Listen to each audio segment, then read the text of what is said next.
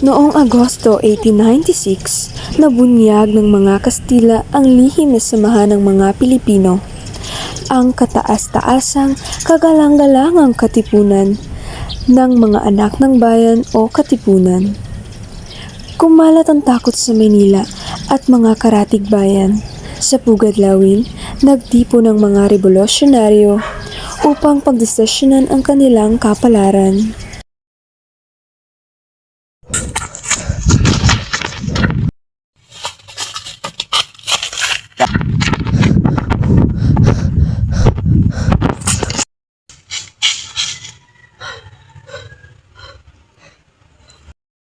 Supremo, marami na pong nahuli.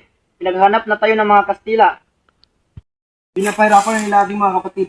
Wala na tayong ligtas na lugar. May mga batang maapektuhan. Paano na kami? Mga kapatid, tagal na tayong nagtiis. Ilang taon na tayong inaalipin. Hanggang kailan tayo yuko? Supremo, marami na pong nahuli. Pinaghanap na tayo ng mga Kastila. Pinapahirapan na nila ating mga kapatid. Wala na tayong ligtas na lugar. May mga batang maapektuhan. Paano na kami? Mga kapatid, tagal na tayong nagtiis. Ilang taon na tayong inaalipin. Hanggang kailan tayo yuko? Bilang pagtutol sa kapangyarihan ng Espanya, hinikayat ni Bonifacio ang lahat na punitin ang kanilang sedula, ang katibayan ng buwis na sumisimbolo sa kolonyal na pamamahala. Ususuko tayo ngayon para na rin nating pinatay ang ating mga pangarap. Pero kung lalaban tayo, marami ang mga mamamatay. Ang kalayaan ay hindi ibinibigay. Ipaglalaban ito. Piliin ko ang mamatay ng may dangal kaysa mabuhay na alipin. Laban kayo! Sasama ako para sa kinabukasan ng ating mga anak. Hinarap ng mga Koteponero ang isang napakahirap na pasya. Susuko ba sila o sisimula ng hayagang paghihimagsik laban sa Espanya?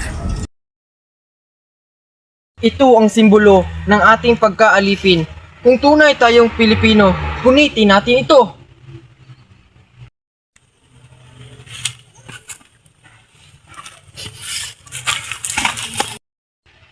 Para sa bayan, Para sa kalayaan. Para sa ating mga pamilya. mabuhay ang kalayaan! Mabuhay ang katipunan!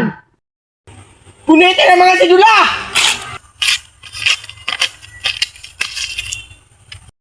Anong kaguluhan ito? Nag-aaklas ba kayo laban sa Espanya? Hindi ito kaguluhan. Ito ay laban para sa aming mga karapatan. Mga traidor! Paparusahan kayo ng pamalaan! Hindi kami traidor. Kami ang mga anak ng bayang ito. At handa kaming mamatay para sa kalayaan.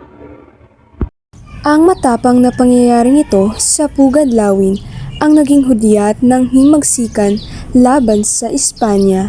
Dito nagsimula ang Rebolusyong Pilipino.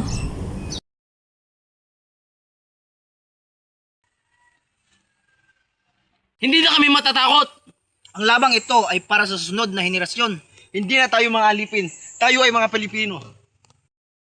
Sa araw na ito, isinilang ang ating himagsikan. Isumpa natin, hindi tayo titigil hanggat hindi natin makakamit ang tunay na kalayaan. Mabuhay ang Pilipinas! Mabuhay ang kalayaan!